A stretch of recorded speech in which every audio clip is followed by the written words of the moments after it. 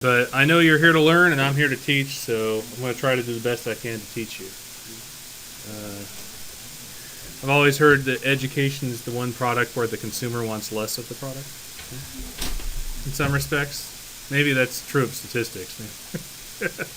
I'm working on it. All right, so this is that ugly correlation-looking thing. Mainly, I'm just trying to describe that each of these things that we're doing has a statistical frame of reference. When we get into matrices, it's going to be no different. Just with vectors compared to matrices. The last slide in this little section is talking about vector projections. This is the only time you're going to hear me talk about projections in this class, but this is sort of the last thing. If you're a geometric fan, if you're into geometry, this is sort of how we get to do things. A projection is, if we were to take a look at a vector here, if we had vector A and vector B, if we were to try to make a right triangle between these two vectors, where that segment happens to be on B, kind of this shadow of A onto B would be called its projection, right? And where a vector projection happens to come into play is in linear models, right? So everything we've done in ANOVA and regression to this point have been vector projections, no less, right? So if we had a vector y, so these are our data out here somewhere in space, and we wanted to see how we could predict y with x1 and x2. So here's x1 down over here, and here's x2, right? If we took the projection of y onto the plane that's spanned by x1 and x2, so this is our projection itself, that thing right there is our predicted value for y. That's essentially saying what y would be, or the shadow of y onto x1 and x2. And the distance, or the length between, so like this part of it between between y and that space, is our error term. Right? So a couple things about that. The error is perpendicular to the prediction, which is nice. You know that means that the angle between the error and your prediction is 0, so therefore the correlation of it should be 0. Sorry, the angle is 90 degrees, excuse me. So the correlation should be 0. And furthermore, we can take a look at this. So I just did a little of these calculations in R, and then I compared it with a linear model thing. So if I centered my data, this is all on centered data, where this makes sense, and I did this length, I saw that this vector had a length of 0.475, and that turns out to be the slope, right, in our linear model itself. So projections are sort of weird things, and they're really crazy. Like in my statistics graduate program, there was an entire class devoted to ANOVA and regression only from geometry. There's a book by Chaffee, if you remember Chaffee's test in ANOVA, probably bringing back bad memories. He wrote a book on looking at this with geometry. So it was all about angles and projections and so forth. If you're into that, I can give you a reference. If you're not, totally cool, right? You can succeed without it. So my point in all this was to sort of give you, I do believe like there's different ways of learning in statistics, and one of those ways is visual. And this is the closest thing I can give you to visual learning about matrices are the vectors. So that's where we get. Questions on this content before we get going? How many of you will be happy to see it go? Nobody's raising their hand. It's okay. It's okay. I understand. Jennifer doesn't. And Jennifer's one of my program's students. Right? So I have a higher standard for my... No, not that I have a higher standard. But yeah, geometry sucks, right? So it's okay. I like geometry. But I think... No, I won't go there. I think it's okay. You don't have to like this stuff. I just want to try to give it to you. So let's get into matrices, though. So a matrix is that box of numbers. It's also, if you think about it, each of the columns is a vector.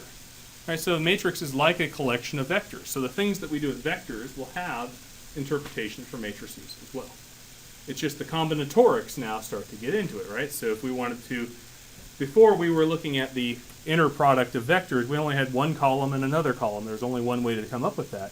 But if we have a bunch of columns and another bunch of columns, there's a lot more permutations of which columns have to inner product with other columns, right? So matrices just bring up more and more layers to what we saw with vectors before, but it's pretty much the same work. The same things work. So matrix algebra will define a set of operations and properties or entities on these matrices, and I'm going to present you a version that I find relevant to me in my previous algebra experience, remembering 7th grade math the best I could. It was 8th grade math. I think 7th was pre-algebra. Anyway, I was going to play in like band. I was going to learn how to play bass, and I had to switch it because I couldn't do that and do pre-algebra, and I picked pre-algebra, and then I went and did terrible in math. And what a terrible decision that was. Anyway, so what we're going to define is the identity matrix, the 0 vector, and the 1s vector.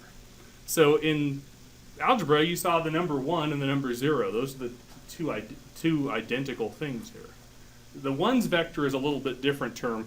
One of the things with matrix algebra is that matrix algebra we're going to use as a convenience tool to shorten the number of equations we have to write when doing multivariate statistics. And one of the useful things about it is if we define a vector that's all a bunch of 1s, whenever we do a dot product of that vector and something else, that immediately becomes the sum, right? Because it's an element-wise multiplication. And when one of those when all those elements are 1, it's just like summing up all the values all together. So that's where this shows up. And we're going to talk about addition, subtraction, multiplication, and in quotes, we're going to call it quote division, although it's not quite division. All right? So here I'm going to flip back to R. Try to zoom in. And okay, actually, we're going to worry about that a little bit later. I'll go back to R in just a little bit. Let's zoom back out. First, we're talking about matrix addition and subtraction. They're very much like vector addition and subtraction. In vector addition and subtraction, the vectors have to be the same size, right? By same size, we meant same number of rows, and in vectors, we only have one column. Now, matrices are the same thing, but rows and columns have to be the same size. And so if you have a matrix that's R rows by C columns, you can add it to a matrix that's R rows by C columns. The thing that tripped me out the most when I learned matrix algebra is that the matrices don't have the same size. You can't add them. There's no result to it, right? And it's kind of like weird to me. How can I not add two things? It's just like saying the dimensional space doesn't align, right? It's just like you can't do it. It's like two different universes that can't come together. I don't know if that's a good way of putting it, but that's where my knowledge thinks about it, right? Jennifer, did that approve? Do you approve? Sound good? Comic book. It's good. Comic book? I like that. All right. So here is this box. Here is an example. I have a matrix A, a matrix B. The result is the element by element addition of all the elements, like we would if these were two vectors, right? Right. So A11 plus B11 shows up in the very first element of this new matrix A plus B. And similarly for all the other elements. Questions? Not that exciting, right? Yeah. Same thing with subtraction, by the way. Here's where it gets a little more interesting. Matrix multiplication is a little bit more complicated in that the new matrix, so you have to note in matrix multiplication the size of the pre-multiplying matrix and the size of the post-multiplying matrix.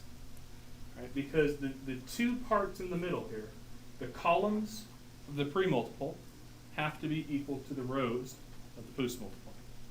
Right? So order matters in matrix multiplication. It's very possible that you can create a product where A times B happens, but B times A doesn't. Right? Which is another weird thing. Like matrix algebra doesn't quite work like algebra in that case. But again, it's different spaces that we're talking about. They don't quite always overlap. So when this happens, when you have an A matrix that has the same number of columns as B has rows, then the resulting matrix, the size of it, takes the number of rows from A and the number of columns from B. Right? So if this is R by C, and you're multiplying it by something that's C by K, you end up with something that's R by K. So let me dwell on this a little bit more. The result itself comes from the dot product of the row of the first one and the column of the second. So remember that dot product, right? In the vectors, it was each element had to multiply each other, right? If you thought of the first row, like for instance, this is row 1 and column 2 in red here. The dot product, if these were two vectors, right? The dot product would take the first element of the first, multiply it by the first element of the second, add it to the first element, of the second element of the first times the second element of the second, and that would be the result, right? So what this resulting matrix happens to be is a matrix full of inner or dot products of all the permutations, actually combinations of vectors that you get from the pre and post multiplying matrices. And that's why the columns have to be equal to the rows to make this all work out. All right, so let's work this through a little bit. This thing tripped me out. Like it's more of a definitional thing, right? It's probably more than definitional, but just think of it this way. Bless you.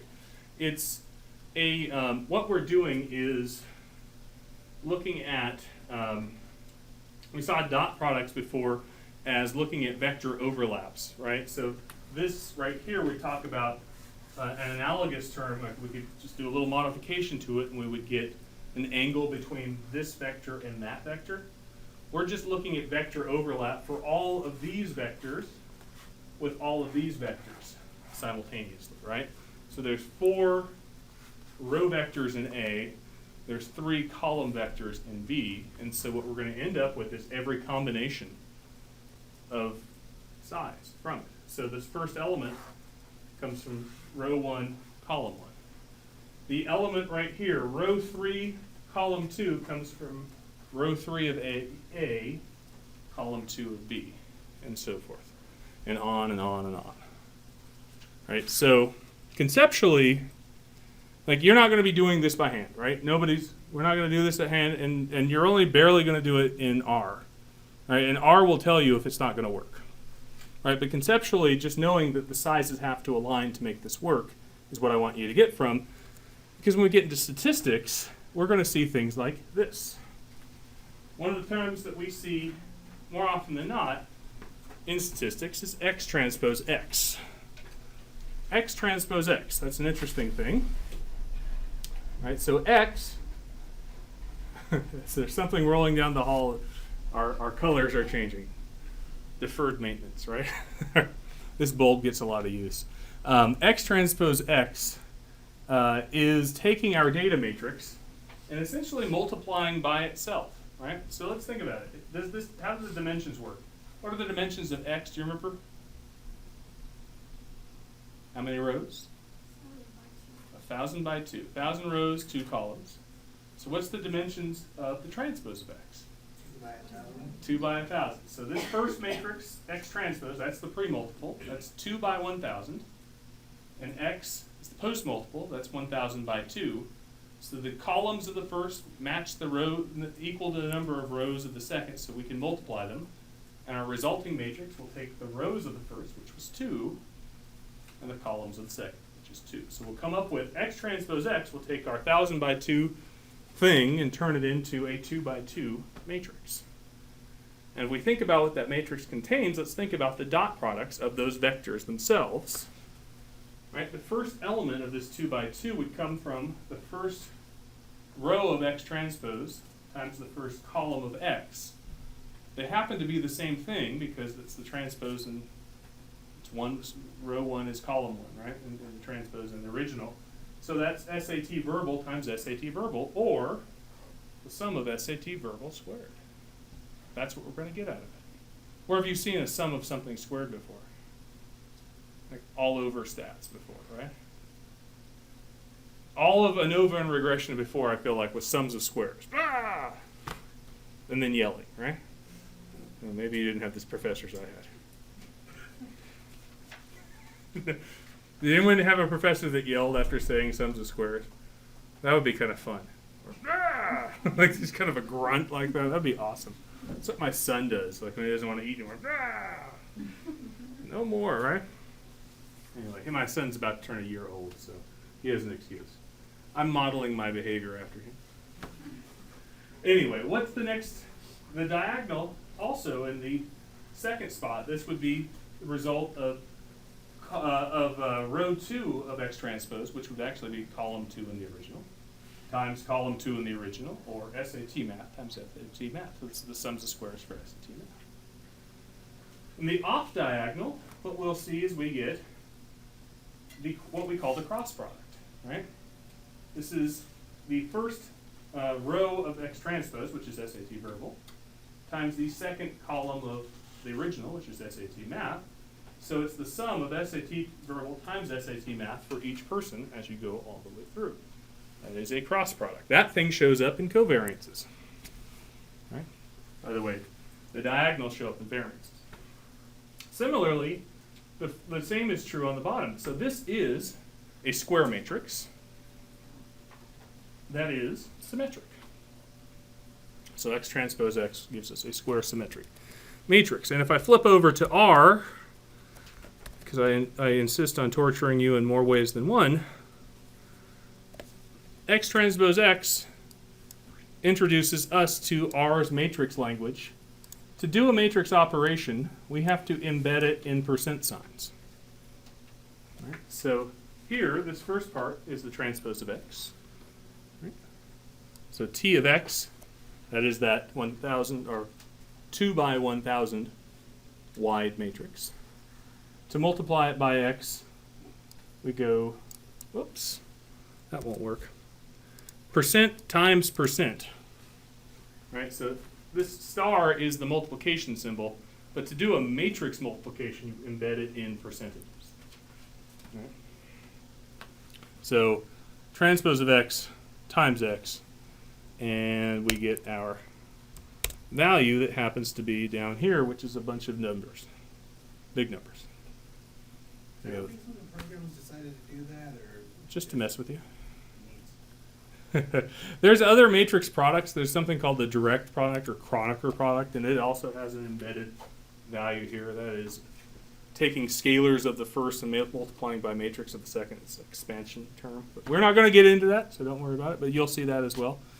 I think it's just to offset it from just being a single product. So here's a question. What do you think X times X transpose would give us?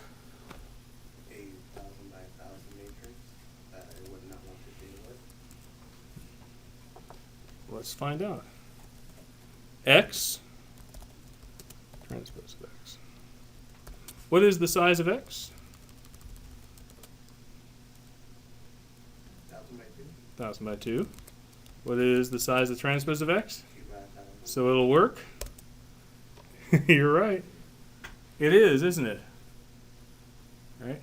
So X times X transpose gives us kind of a person by person comparison.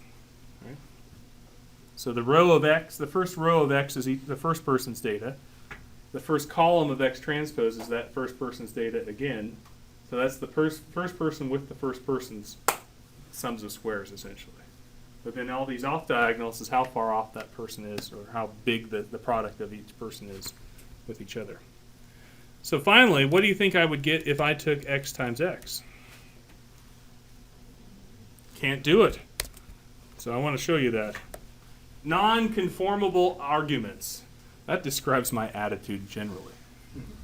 I'm not going to lie, for a second I thought that said comfortable, and I was like, that's different. That would be... R has a love affair with matrices that can't easily be described, I guess. But no, non-conformable arguments. That means if you see this error, that means there's some dimension that's off. Right? If we tried to add matrices that weren't the same size, we'd get the same thing. So how are we doing so far? Matrix products work like that. So one of the things you'll also note, and this is the thing that also tripped me out when I was learning statistics, is that it seems arbitrary where we throw transposes. Like sometimes they show up and sometimes they don't. And that's sort of the nature of how we defined the matrix originally, right?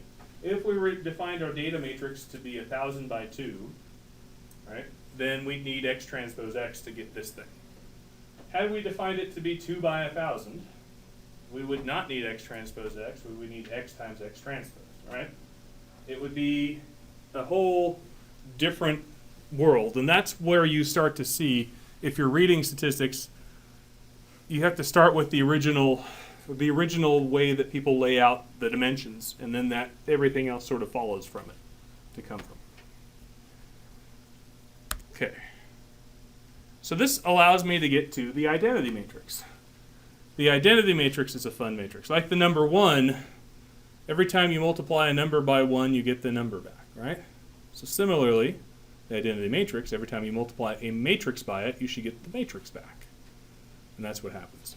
Identity matrix is a square matrix where the diagonal matrix elements are 1 and the off-diagonal matrix elements are 0. So this is not only a square but a diagonal matrix. And if we were to take A times I, so long as we made I the right size, right? I could be, we have to have the number of rows match the columns of A, we would get A back. Similarly, if we took I times A, and again we make the number of columns of I now match the number of rows of A, we get A back. So that is how identities work. And in R, we can see that. Whoops. Did you see my daughter's Minecraft game? Sure, it's my daughter's. Does anyone here know of Minecraft? Anyone play Minecraft? All right. I was having a conversation with a colleague in the hall today. Her daughter and my daughter are friends, even though my daughter lives in Alabama most of the time. And evidently her daughter has not discovered Minecraft. And she's like, what is it? Like, it's a bunch of boxes. Anyway, it's on the computer though. Yeah, I did that well. 8-bit, pretty much. Okay, so the identity, to get an identity matrix in R, you tell it diag. And that gives us diag and the number of rows or columns you want in it, and that gives us that identity. And if we took identity, so if we wanted to multiply x trans x by the identity, we would have to do this. Diag 2, and what we'd see is we get x transpose x back again. All right. I can tell you just love this stuff. Matrix algebra, your favorite topic? Yeah? Humor me. Way to go. I did the same thing at grad school. I could sleep with my eyes open, and I could agree to almost everything, right? So, oh yeah, love it. PhD, please. Sorry, not to say that you don't. I mean, you may do. You may. But, oh yeah. Anyway, the zero vector, as you expect it to be, it's a vector full of zeros. And the nice thing about the zero vector is anything it touches becomes 0 also, just like the number 0. But again, the matrix multiples have to align. The rows or columns have to make it work. And the ones vector. The ones vector is a vector full of ones. We see it in summing things together. Mainly we see it in building descriptive statistics, like the mean vector and the covariance matrix. So in R, if you wanted those terms, you have to use this matrix function itself does that for you. So finally, the most interesting part of the lecture is the matrix inverse. Matrix inverse is where I'm calling division, right? So to call it division, here's my logic. In algebra, we could say if we wanted to divide A from B, that's like saying 1 over B times A or B inverse times A, right?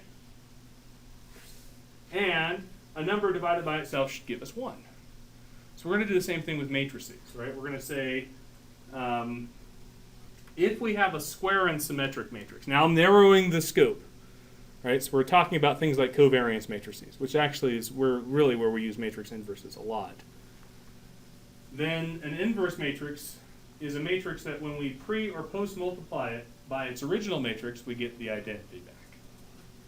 All right? So it's kind of like A inverse times A equals 1. Right? That's sort of what we see here. And I'm saying square and symmetric because that allows me to go and say pre and post multiply gives us the same size. Right? So because square and symmetric will, whenever we multiply them together, it will be the same size. So the calculation of the matrix inverse is not something we can do by hand. apart from matrices that are like size 3 by 3. Although I will tell you again, I did a stats master's in my stats graduate program, and in the NOVA class, I had a professor that gave a timed 1-hour test. And on the test, the first problem involved calculating the matrix inverse of a 4 by 4 matrix that took probably 30 minutes, at least for me, to try to do. There's 30 minutes of an hour, and there's 4 pages of the test left. Ugh. So we're not going to touch that. We're not going to do that. Now, I'm not trying to make this class better by comparison, because it's still a terrible standard. But that guy, Peter Emery, that's his name. Terrible. Dropping him, yeah. It's just, I'm going to get all my spite out all at once. Oh, he meant well. It was, oh my God, terrible test. I mean, terribly hard to do. Anyway, computers even have a tough time with this. And actually, it's very easy. What we teach in matrix algebra and how the computer actually does it is going to be different. And I'm not even going to tell you how they do it. But generally speaking, if you wanted to see an inverse in R, there's this solve function right here. And it does a pretty good job. But there are better or worse ways of doing statistics with it. Let me put this in here. So here is a solve function itself. This is a matrix inverse. They're very small numbers themselves. But one of the things that I'll note is that whenever calculations involve matrix inverses, there's the potential for a program to do a lot of rounding error. And so what you'll see in multivariate statistics is that from program to program, you might get big differences in what shows up in your output. And that could be for a number of reasons, but part of it could be for how people code their algorithm. And actually, I had a conversation before class that was on this note. The homework system is what it is, and I'll make you do R for what. The reason for this is we get into multivariate, we all need to use the same package to make sure the numbers are right enough to be put a check in the box. And there are some big differences, particularly M plus seems to be a big difference in what we do with everything. There's Jennifer not liking M plus. Tell us more about your feelings for M plus, John. M plus sucks. Try to quote Rain Man here. Kmart sucks. Sorry. No? Good. I'm trying to drop 80s movies references. Yeah, it's good. That's good. Us old people. Being old. Us. I'm glad you lumped me with that. Way to go. So, big thing, a lot of calculations involve inverses. The other thing I'll note is that not all matrices can be inverted. Just like in numbers, not all numbers can be divided, right? You can't divide by 0. Right? So if you have a matrix that doesn't have an inverse, that is something called a singular matrix. Right? Sounds like a terrible term. There's not 2 of them, it's a singular. Often we'll see singular matrices caused by linear dependencies. Aha! And that's the other clue. So that collinearity or multicollinearity that we talked about before with the linear dependency, if you were to go get a covariance matrix out of those 3 variables, it would give you one. But if you wanted the inverse of it, it would blow up. And if you couple that with the slide at the beginning of class that had the equation to give you all the fixed effects, remember the beginning of it said x transpose x inverse x transpose y. Right? That x transpose x inverse, when there's a linear dependency in x, can't be inverted. So you can't figure out the fixed effects from that. Similarly, I didn't give it to you, but I'll tell you off the top of my head. The value that the matrix that gives you the standard errors comes from the residual variance times x transpose x inverse. So when you can't get an inverse of that x transpose x, when there's a linear dependency, that's where the standard errors go haywire, and that's where you get big numbers for standard deviations or standard errors of your parameters. So that's where collinearity becomes a problem. Okay? Fun? Not yet. This week is not fun. Next week is much more fun, I promise. There's data. It's like fireworks. One of you is going to come up and lip sync. It's great. Wouldn't that be awesome? What's worse, matrices or lip syncing in front of a class? No, sorry, either one's bad. These are not my fields, you're saying to yourself. I get it. So here are 2 matrices. We had x transpose x. There's the inverse. And if I wanted to show you that they really were what an inverse claims to be. Remember, an inverse, if we were to take So that I just showed you x transpose x. This is x transpose x inverse. The solve function, by the way, in R does the inverse. That's what it looks like. Now, we said before, the definition of inverse. If we multiply it, if we pre-multiply it with its original, we should get the identity. So if I run this line of code, we should see the identity, right? Which is 1, 1, 0, and then what? And there's your rounding error, right? That's really close. That's a number really, really close to 0. Right? So that's part of what shows up. You may like, yeah, it's not a big deal. It's not a big deal here, but it's the time where we have to do things repeatedly in an algorithm that propagates, and so that becomes an issue. Similarly, the next line of code, x transpose x times x transpose x inverse, should give us the identity, and it does. And then now the rounding error is up in that top part. And you're like, why is it the lower diagonal and the upper diagonal? And that's kind of how the matrices get inverted in the algorithm, how it works out to be. Okay, cool? Oh no, not cool. So I told you could get out of conversations with this, right? Like, oh yeah, I know about an inverse, really? So here's all the stuff I'm not going to teach you. It's on a slide, right? These are all awesome terms.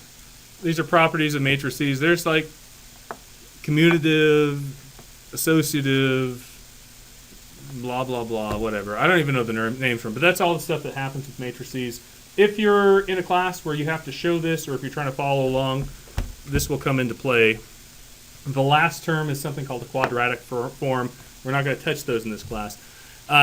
Eventually, I'm going to start teaching a class on campus that's kind of a math stat and matrix algebra for education and social science people, although not next semester. And Jennifer really wants it next semester, although I'm telling you, you got a better class next semester than that.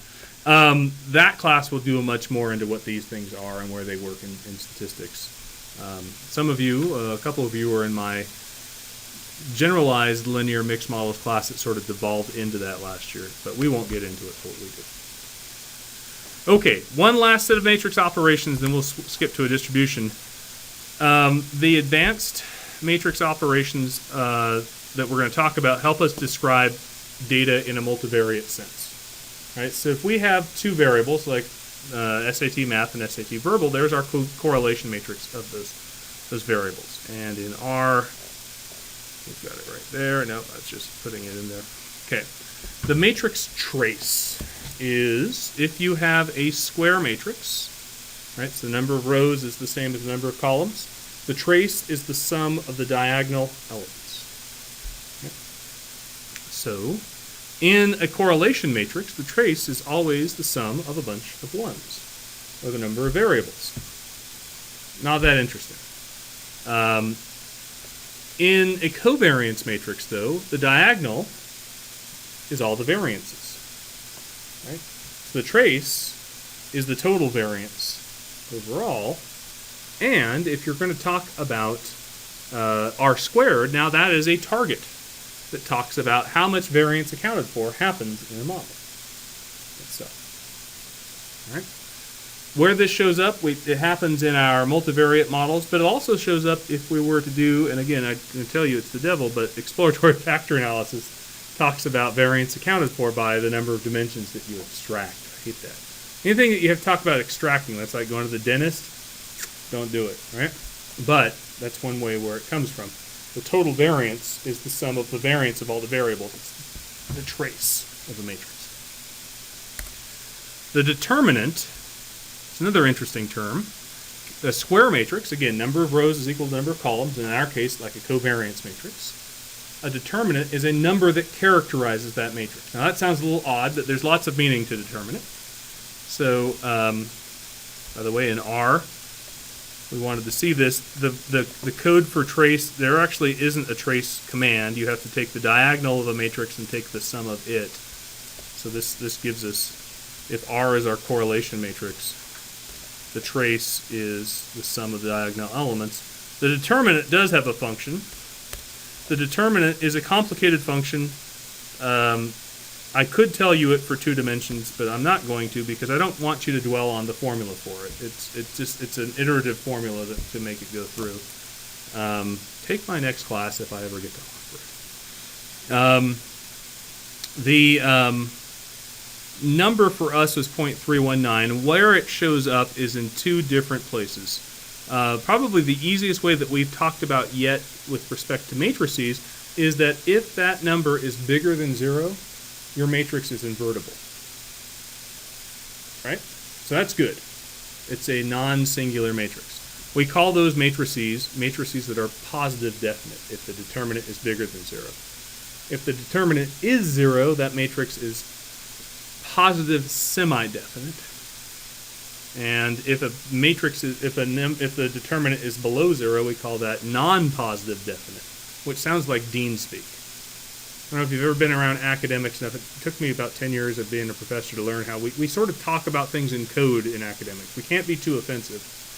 And if you like something, oh, I'm positive about that. Oh, if you really hate, he's really not positive about that. That's sort of a matrix that's non-positive definite. I'm non-positive about the idea of ... Right? That just means you hate it. So, I don't know if you've ever heard dean speak or go to a department meeting. It's all about talking like that. Until you get to be where you're almost emeritus, and then you just don't give a damn, and you're just like, I hate this. Anyway. The other part where this is useful is the determinant helps us describe. There's a geometric representation of the determinant. Right, so here we go back to geometry. Think of those vectors that represent our variables. Right, this dimension and that dimension. If we were to talk about kind of a geometric shape that incorporated the whole volume of that, the determinant would be the volume. The determinant of the covariance matrix would be the volume of this shape. Right, so if we have things projecting out to 1,000 dimensions this way and 1,000 dimensions that way, the determinant of our matrix talks about the volume of the shape that comes about from it. We call this the generalized variance. Right? So it's the total variance was the sum of all the variances. That made sense. The generalized variance sort of says, oh, wait, I don't want just the sum. It's not just the sum I'm worried about. It's the angle or the covariance that matters as well. Right? So if you have vectors that are uncorrelated, they're perpendicular to each other, there's a lot of volume if I were to make a shape out of this, or in this case, area in 2 dimensions, right? There's a lot of variance to it. Now, if I have vectors that are high angle to it, they're highly related, there's very little volume, there's a lot of overlap, right? So there's less variability in a general sense in this volume, this shape, than that.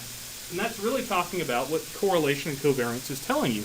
When there's a positive correlation, it means knowing something about variable 1 gives you information about variable 2 as well, right? So you don't have as much unique information in a set of variables when there's a positive or negative non-zero covariance or correlation. And that's what this is trying to capture. It's trying to talk about how much variation or covariation there is considering how much overlap or redundancy there might be, what that angle between the vectors is representing. How's that? That's one of the toughest topics to describe. You rarely see this, but I'm trying to make it a thing. Right? I don't know if it will be a thing. I'll bring this up again. Where I want to talk about this, if you have, let's say, a path analysis or a multivariate regression, and you've got 4 outcome variables, right? You can describe for each variable its unique R-squared. Right? And that would be just fine, and that's what you mostly see in the literature, but there will be an additional R-squared that comes from describing the covariation as well between the variables. And that's what you can get at from this determinant. So if you took a look at the determinant of the original covariance matrix, and you compared that to the determinant of the residual covariance matrix, you would get a generalized or multivariate R-squared out of it. And that's where we're going to go with the determinant matrix. Right? How are we doing? We've almost made it. 30 more minutes. This is a long lecture. Okay. So in R, again, here we have determinant and so forth. So let's go back to multivariate statistics real quick. Up to this point, we focused on modeling a single variable, looking at its conditional distribution.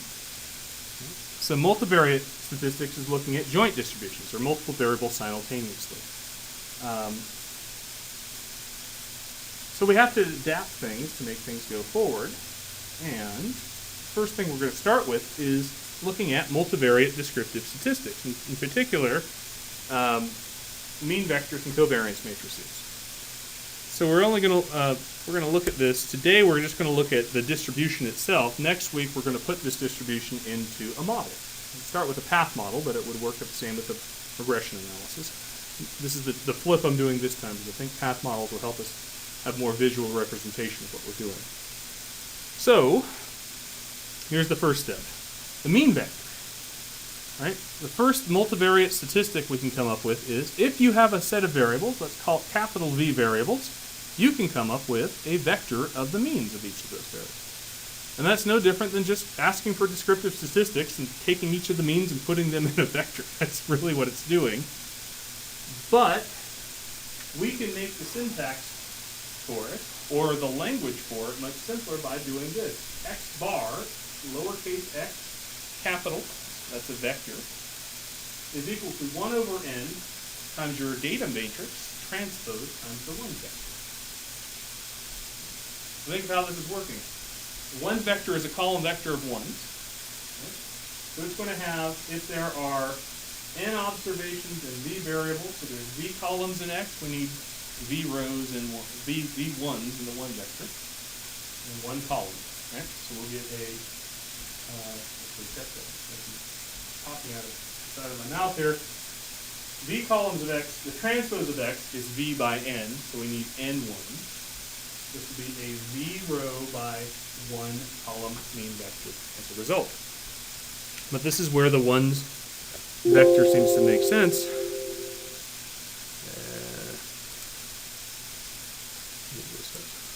Here.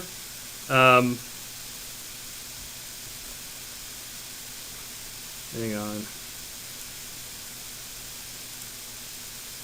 So if we go into R, here's the syntax for it, and I just snifted this for my syntax. We can get 1 from this, the length, the size of this from this code right here. This is actually, I call it n, but really it's 1 over n. I'm being confusing. We can come up with 1 vector, right, with this syntax. And our x bar comes from this code right here. So this x bar, if I go back into R and show it to you, I could go and create my x bar right there with that syntax. So if you're in homework and you have to create the mean vector, which you will, you can use the syntax. But I can tell you right now off the top of my head, you don't have to, although I strongly encourage you, because the next step, I'll show you this in just a bit. These are each of the univariate means. The mean vector is just a collection of means. Right? There's nothing stopping you from doing that. I'm just trying to get you familiar with matrices a little bit. That's where this homework is coming from. The mean vector is literally the kind of geometric mean, or the point of math, the middle point of math here in this multidimensional space. So here's our data. This is a scatter plot. You can think of this. There might be a distribution on top of it, or we could describe it with a distribution. We're about to do that next. The middle of it is the mean vector, right? The center point of all the maths. And if we were to flip this on its end and try to balance, this was an actual physical object, the balance point is that mean vector. Right? It's the center of mass. Correct. But now it's in 2 dimensions, not just 1. So the covariance. This was the formula for the covariance from before, and the correlation. But here's the formula for it with matrices. Our data matrix, 1 over n times our data matrix. So in here, this is sort of parceling this out. We get x minus the 1's vector times the mean vector transpose, altogether transpose. So it looks ugly. But what I'm trying to get at here is we're doing all of that for each variable with 1 snippet of syntax or 1 line of text if this was an article that you're reading. So here, once we've created the mean vector, we can go about creating a covariance matrix from it using this. And if you're doing this, the reason why I'm doing it this way is because I'm using 1 over n out in front, and sure enough, this is the ML estimated covariance. When we do path analysis, when we take these two variables and put it into an empty model in path analysis, we'll see this is the result we get for the covariance matrix. That thing will be like dividing by n, which is that ML result that we saw last week with the variances. And why this is different, we could ask R to give us a covariance matrix. Actually, there's a command in R called cov. Right? So if I did cov of x, it would give me a covariance matrix, but what you'll see is that covariance matrix is going to be slightly different because in R it divides by n minus 1, and I want to divide by n. Right? So it's using the sample versus population version. So one of the homework questions this week asks you to calculate a covariance matrix. If you're in R, this set of syntax, so long as you label your data X, will run for you. I kid you not, right? So if you go in, the data gets read in, it's actually, I call it X in the starter syntax. Right? This set of syntax will replicate these analyses for you. You shouldn't have to manipulate that much to make R work for you, but I want you to see it in matrices mainly because I want a little bit of understanding of how these work, and I feel like to work with them, you have to play with them a little bit. Right? And again, I'm giving you two variables and 5 observations, a very small sample. How are we doing? I think I just made it real. All right, so the covariance matrix here, I told you the correlation matrix can come from a covariance matrix. How we get it, we can if we were to take, remember the correlation matrix, for each element of the covariance matrix, if we divide it by the respective variable from the row and column, product of their standard deviations, we get a correlation. So, to do that in matrices, that would be like taking a matrix D inverse times the original covariance matrix times D inverse. What is D inverse? D inverse, the matrix D, is the square root of the variances, or the matrix of standard deviations. A diagonal matrix. This is the standard deviation of SAT verbal. This is the standard deviation of SAT math. This is the off diagonal being 0. So it's a diagonal matrix. I just took this diagonal and took the square root of it. So if I take the inverse of that, believe it or not, when you have a diagonal matrix, the inverse is actually fairly easy to compute. It's 1 over the values, like what you would think it would be in normal math terms. So if I do that, if I pre and post multiply this covariance matrix by the diagonal matrix of standard deviations, I get correlation matrix. Why am I telling you this? Because this is the part where software will differ for you. If you're in R, or if you're in a certain package in R, you may be able to get the covariance matrix out, but not the correlation matrix. So sometimes you may have to calculate that yourself, and one way to do that is with matrices themselves. So this is, run this syntax here, I didn't run covariance from before. Get the diagonal so you can get all of that. In different packages, I'm serious, the same thing happens with SAS or M+. Sometimes it gives you covariances, sometimes it gives you correlations. If you're in Stata, or if you're in, I've seen it happen before, but just know this relationship. If you know the covariance matrix, you can always get the correlation matrix. The flip is true too, by the way. If you had the correlation matrix and wanted the covariance matrix, so long as you knew the standard deviations, if you pre and post multiplied R by D, not D inverse, but just D, you go from correlation to covariance. Right? So there's a relatively quick way to transform from covariance to correlation. You can always go from covariance to correlation because the covariance has the variances in the diagonal.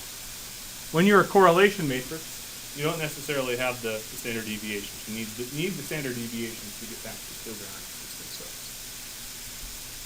Questions? Who's ready to go home?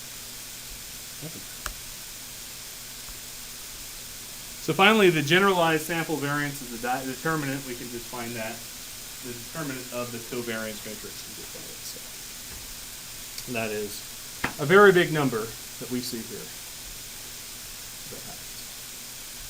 The total sample variance we can come from the trace of the covariance matrix. So at this point, I am going to flip over and go to the homework website. Log in real quick.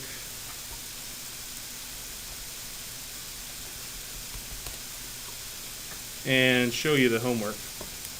This homework asks you to do some matrix algebra. You have a data set. There's some starter syntax here. And the syntax reads in the data for you. This is very similar to what you saw before. And then it puts the data into a matrix for X. And if you take the syntax from before and snippet most of what you saw for covariance and correlation, it will work. Works with X. Okay? XP is one row.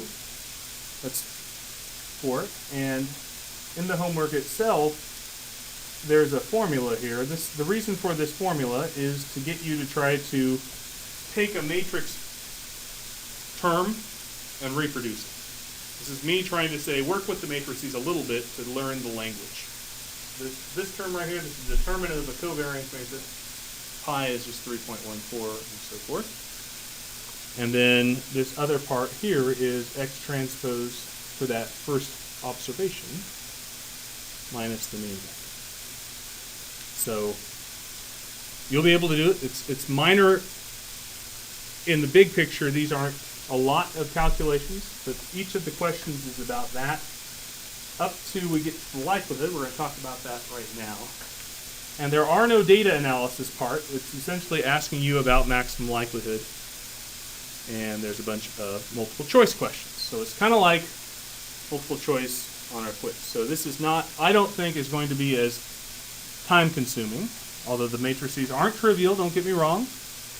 There's no interactions involved. So hopefully that will work. Just give you the heads up there. Questions? I'm talking at you now. I'm sensing apprehension, or am I just wrong about it? Anybody apprehend? Nobody's going to admit it. 2 weeks from yesterday. So we've got 2 weeks again as of now. I know the first homework's due Friday. It wasn't my plan to have it that way, but I think this is still manageable in that time frame. In fact, you should be able to accomplish everything in the homework after class tonight. So not that you want to do that after class tonight, don't get me wrong. Questions? All right. So, last week we talked about PDFs and likelihoods, and we built a likelihood function involving a univariate normal distribution. And from that likelihood function, we found its mean and its variance from a sample, right? Remember that? And you all answered the questions, it sounded like, in a good manner that remembered what maximum likelihood did. We're going to do the same thing in maximum likelihood next week, although we're going to let the computer do all of it for us. But conceptually, the difference is we're not going to have one variable, we're going to have two. Right? So if you, or we have multiple, right? So if you go from one variable with a univariate normal, we want the analog for multiple variables, right? So if you're going to do a path analysis, like I mentioned, you have 4 outcome variables. Right? You're going to be collecting those 4 variables. The likelihood function will be a function of those 4 variables, not one. And because those 4 variables will each come from the same person or the same unit that you're taking data from, you'll need a joint distribution to describe it. And that's where this multivariate distribution shows up. The distribution that we're going to focus on is the multivariate normal distribution. Multivariate normal distribution is the generalization of that univariate normal to multiple dimensions. So if you were to look at it with just respect to one variable, it would look like the bell curve that you saw before. But now in multiple dimensions, it's like a Liberty bell curve, Taco bell curve. It's, no, what other bells do we have? Yeah, some type of bell curve. So basically what we're trying to say is before we said, what's the value, how does the function work, right? We plug in data, we plug in the mean and the variance, and out comes the height. This is going to work the same way. The difference is the data is not just one observation, it's the entire set. Right? So if you collected 4 variables for a person, the thing that you're going to get is the likelihood of observing those 4 variables simultaneously. Right? And so now you can compare that height with other heights of 4 variables, or different 4. Right? So the same thing will work, the same maximum likelihood will work. We're still going to try to find the parameters that maximize the product of all these things. But instead of plugging in one piece of data, we're going to plug in all of our data itself. So if we had a vector of observations here, xt, we would have capital V variable. The likelihood function itself, right, we plug xt into it. If we knew the mean vector, let's recall that mu, we saw the mean vector before, that was a column vector, right? Number of variables by 1. We saw the covariance matrix before, that was a number of variables by number of variables matrix. This matrix algebra term right here, if we know the mean vector mu and the covariance matrix sigma, once we plug in our data, this tells us the height of this multidimensional surface. And it's an ugly looking function, but it will generalize. So let me go a little bit forward. Right, so here's our mean vector, here's our covariance vector. Right, so data is a row vector of all of our observations. There's y data 0. So the transpose of the row vector makes it look like a column, and that's where we can subtract it from the mean vector. The mean vector from it. Right? So this is a variables by 1 result. We transpose that back to be a 1 by v size result to multiply it by this v by v matrix. And then goes and multiply the v by 1 result that was the interior over in the beginning part. So that's the part that's up in the exponent.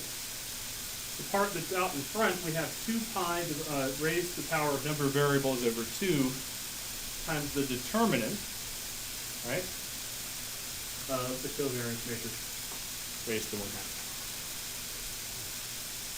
So to make this all work, you have to have a determinant that's not 0. Actually, you have to have a determinant that's positive, because this is a square root, right? So the square root of a negative number will give you an imaginary number. I want to get it, the way I feel like I'll achieve success in my career, if I can come up with a statistic with imaginary numbers. That'd be awesome.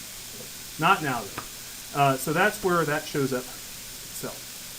So if I were to try to build forward where this came from, this is the univariate normal. This is what we worked with last week, right? We had 1 over the square root of 2 pi sigma squared times e and raised to the power of x minus e squared over 2 sigma squared. We sort of rearrange terms in the algebra. We could take sigma squared and take the inverse of it and put it in the numerator, and we could take this squared term and put it pre and post. And out over here in the left-hand side, this 2 pi, we could just raise that to the power 1 over 2, but that we noticed that 1 comes from 1 variable, really. And the determinant of sigma squared, that actually is just sigma squared. We have a scalar there. So that turns out to be that. So we can make it look a little bit more like a normal distribution. The key in this is if you were cool with this giving us the height last week, this will do the same thing. In fact, if you have a function that does matrix algebra, and you only give it 1 variable, the multivariate normal is the univariate normal. Right? So it's a generalization. It works the same. What that means. How are we doing?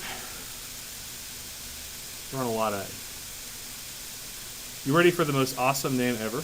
I'll give you an A in the class if you promise to name your firstborn child this. The term in the exponent, that ugly looking term here, without the negative 1/2, is something called the squared Mahalanobis distance.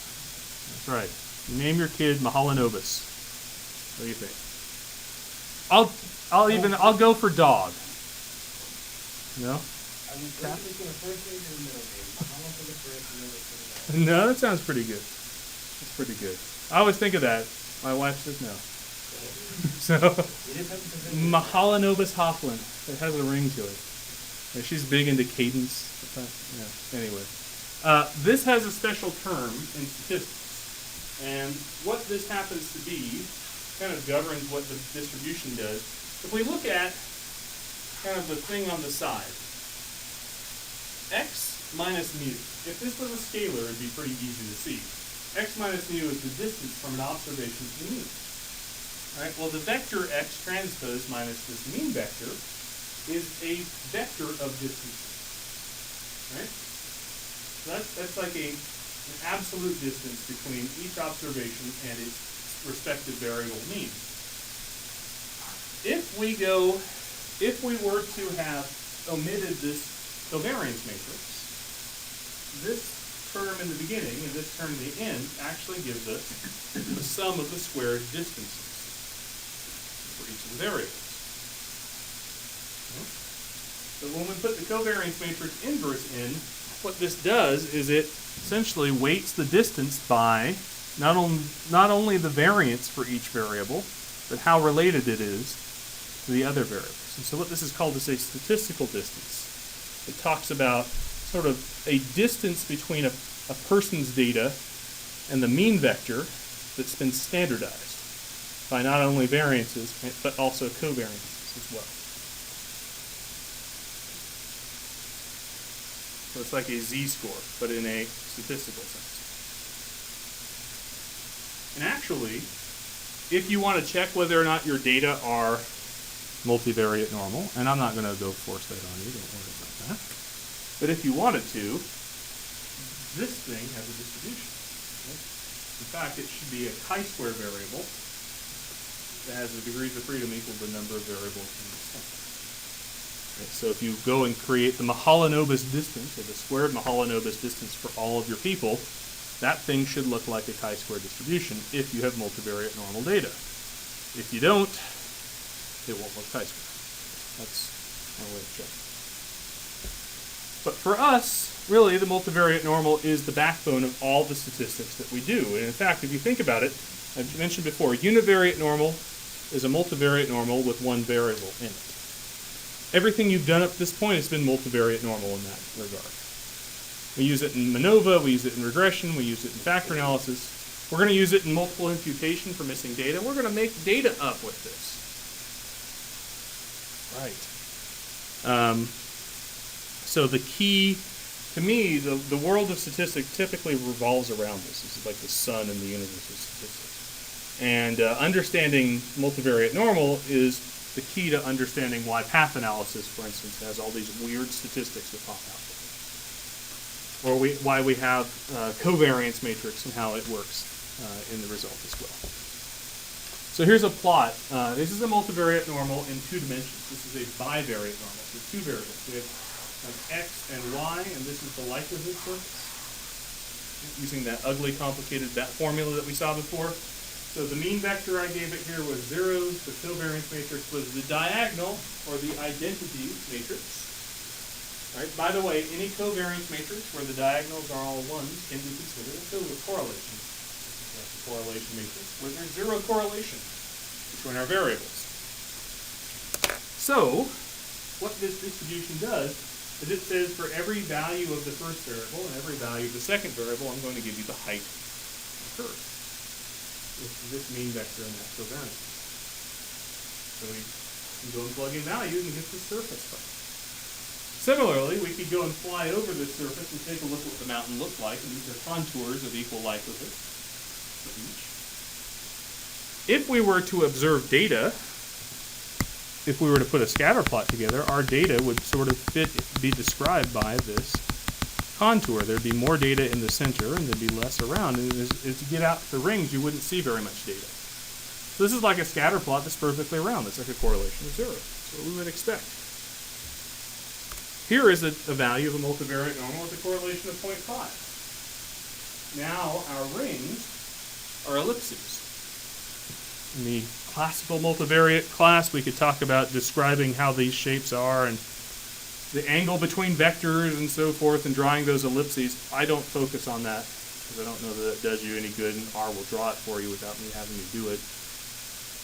All those, what I just drew on here, comes from other matrix properties we'll learn about later, principal components, eigenvalues, eigenvectors to help us draw these. I'm not going to talk about that there, that's true. So that's what we get with our density surface. But again, the same thing happens. What I want you to think about with this is plug in data, plug in mean vector, plug in covariance matrix. Get height. Right? It's a function.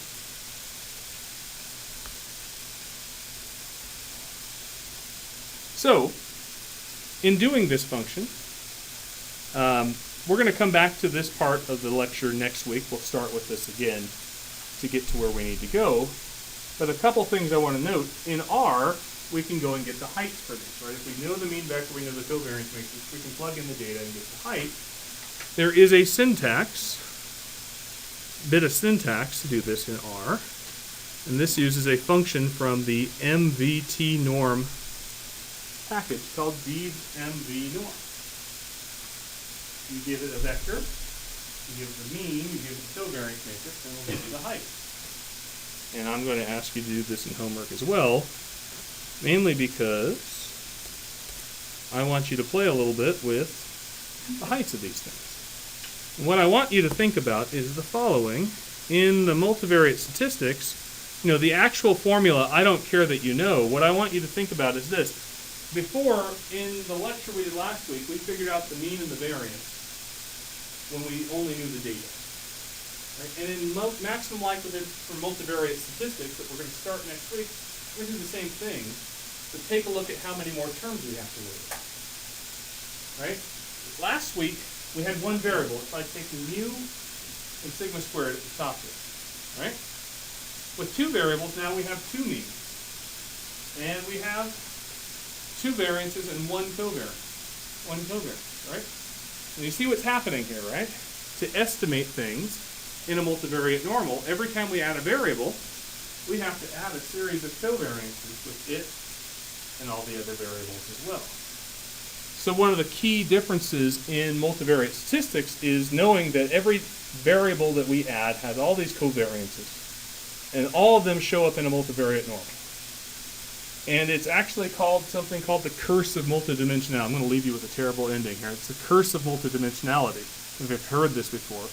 But if you read the chapters from this week in Johnson and Wickern, they're a little technical, but you can read the text. They'll talk about it.